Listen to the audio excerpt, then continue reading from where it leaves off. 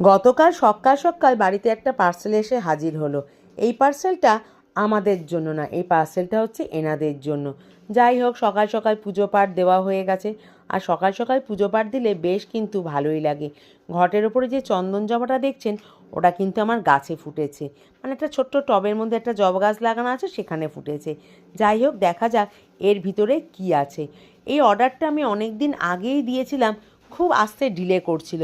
মাঝখানে ভেবেছিলাম ক্যান্সেল করে দেবো, ভাবলাম না থাক, দোয়াই যখন আছে অর্ডারটা নিয়েই নিই।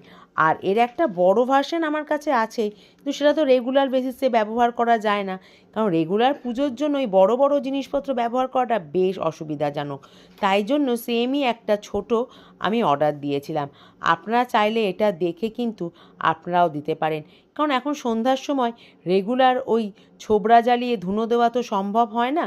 ওই কাপ ধূপ যেগুলো পাওয়া যায় না, সেগুলোকে কিন্তু এর ভেতরে দিয়ে ওই ধুনোর মতনই তো ওগুলো, বেশ সুন্দরভাবে ধুনোটা দেওয়া যায়।